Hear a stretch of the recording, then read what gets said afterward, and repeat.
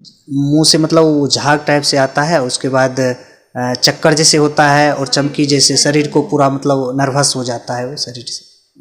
Sir का तो इलाज अच्छा ही रहा है, बहुत अच्छा से, जो कि 1 से 2 दिन में हमें सुधार मिला है, बहुत पहले से बहुत अच्छा है।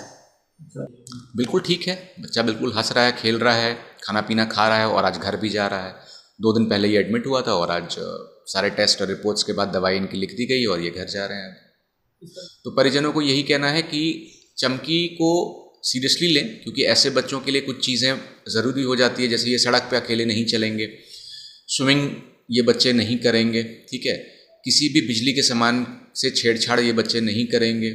इन कुछ चीज़ों का खास ध्यान रखना पड़ता है और स्कूल में बता के रखना पड़ता है कि बच्चों को ये चीज़ है, और अगर ऐसा कुछ होता है तो खाली एकांत जगह करेंगे, बाएं करवट में बच्चे को लेटाएंगे और भगदड़ नहीं मचाएंगे। नमस्कार, बिहार मिथिला न्यूज में आपका स्वागत है। हमारे हेल्थ कैप्सूल से आम जनता को काफी फायदा पहुंच रहा है और हमारे हेल्पलाइन पर संपर्क करने के बाद सही सुझाव भी मिल रहा है।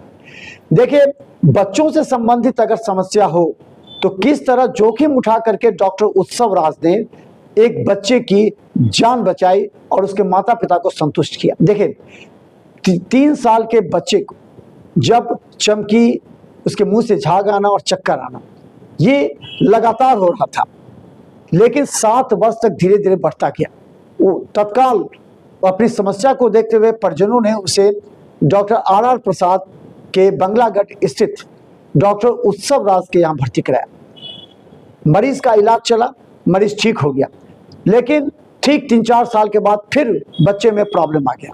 कहा जाता है ये एक ऐसी बीमारी है जो कुछ सालों के लिए ठीक होती है और फिर वापस आती है और फिर ठीक होता है। इस परिस्थिति में बच्चे पर केयर करना काफी महत्वपूर्ण है और माता पिता को चाहिए कि डॉक्टर जो सलाह देते हैं उस हिसाब से अपने बच्चों की देखभाल, उनके खान पीन पर ध्यान दे, वरना इस तरह की बीमारी पुनः रिपीट होती है। हालांकि दूसरी बार भर्ती होने के बाद बच्चा फिर से स्वस्थ हुआ। डॉक्टर उत्सव राज ने मरीज के परिजनों को सुझाव एवं नसीहत देते हुए भेजा। परिजनों ने कहा कि हम डॉक्टर का धन्यवाद देते हैं जो इलाज के बावजूद ये अच्छी सलाह देते हैं। देखिए, इलाज करना ही महत्वपूर्ण नहीं है, लेकिन डॉक्टर उत्सव राज इलाज के बाद जो सलाह देते हैं वो महत्वपूर्ण है, क्योंकि इनके सुपर स्पेशलिटी में सारे आधुनिक ओटी के साथ यहाँ मेडिसिन के भी डॉक्टर हैं, डॉक्टर आर प्रसाद। इसके अलावा गायनेकोलॉजिस्ट भी हैं, चाइल्ड स्पेशलिस्ट भी हैं। सभी तरह के, अगर कोई अलग अलग तरह का प्रॉब्लम किसी में होता है तो यहाँ सुपर स्पेशलिटी में इलाज एक ही छत के नीचे और जांच भी होता है। देखिए क्या कहते हैं डॉक्टर और बच्चे के परिजन। घर ये मधेपुरा डिस्ट्रिक्ट, मेरा भांजा है 7 वर्ष।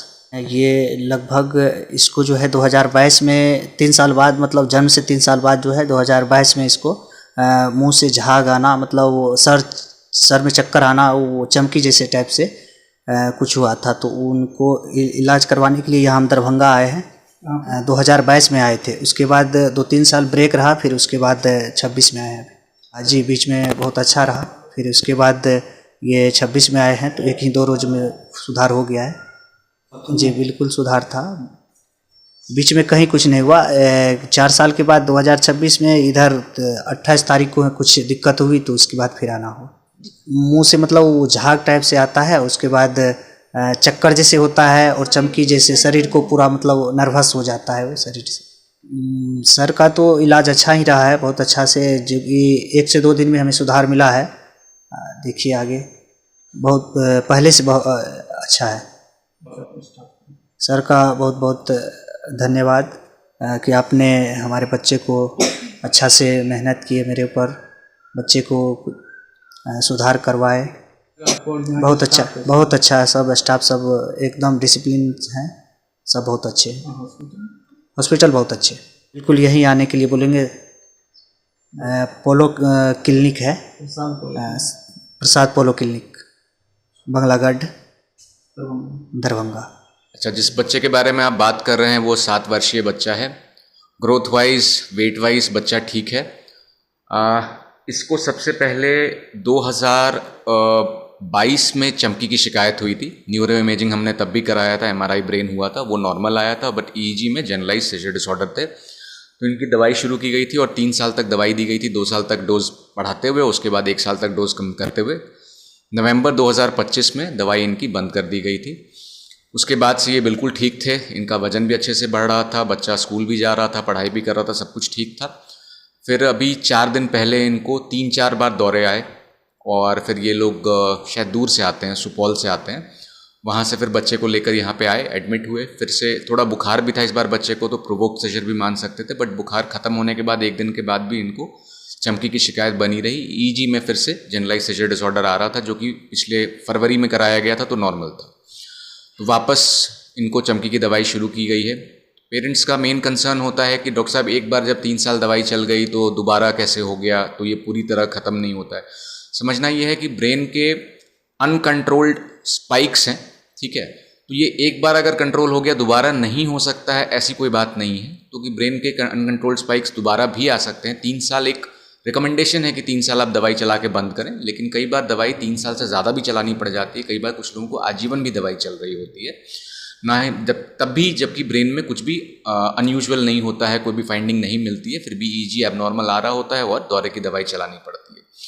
इसी बात को समझाया गया है बच्चे के परिजनों को और उनको आश्वस्त किया गया है कि दवाई चलने दें, रोकें नहीं, और दवाई से जो होने वाले साइड इफ़ेक्ट्स हैं उनको हम लोग टाइम टू टाइम मॉनिटर करते रहेंगे। इनकी खास परेशानी ये रहती है कि ये दूर रहते हैं यहाँ से काफ़ी, तो उनको हमेशा डर रहता है कि अगर कुछ दवाई खाते खाते भी अगर कुछ हुआ तो फिर कैसे लेकर आएंगे उतनी दूर, क्या करेंगे नहीं करेंगे। तो हमने इनको शुरू से बताया है कि आप जो भी प्राथमिकी स्वास्थ्य केंद्र आपके नज़दीकी पड़ता है, आप वहाँ बच्चे को पहले ले जाएं।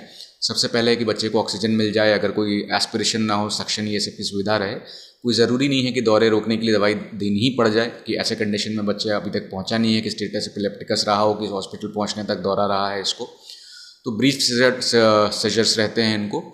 तो वही समझाया है परिजनों को कि निकटतम स्वास्थ्य जो भी स्वास्थ्य का केंद्र है वहाँ चले जाएँ, उसके बाद वहाँ पर प्राथमिकी चिकित्सा कराने के बाद यहाँ आके परामर्श कर सकते हैं। बिल्कुल ठीक है, बच्चा बिल्कुल हंस रहा है, खेल रहा है, खाना पीना खा रहा है और आज घर भी जा रहा है।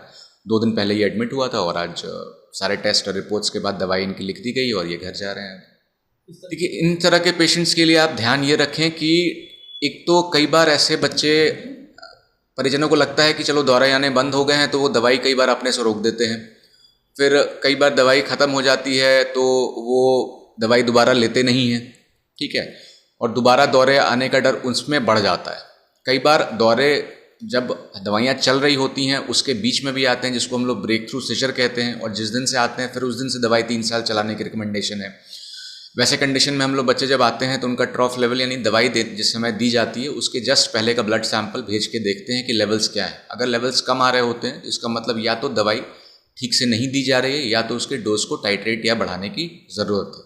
तो परिजनों को यही कहना है कि चमकी को सीरियसली लें, क्योंकि ऐसे बच्चों के लिए कुछ चीज़ें ज़रूरी हो जाती है, जैसे ये सड़क पे अकेले नहीं चलेंगे, स्विमिंग ये बच्चे नहीं करेंगे, ठीक है, किसी भी बिजली के सामान से छेड़छाड़ ये बच्चे नहीं करेंगे।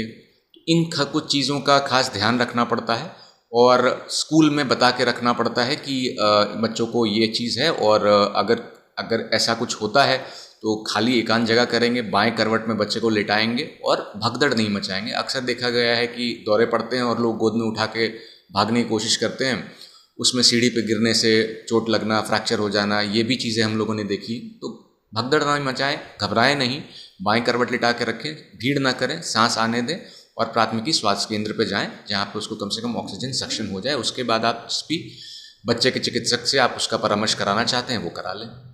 डॉक्टर उत्सव राज, पॉलीक्लिनिक, बंगलागढ़, दरभंगा।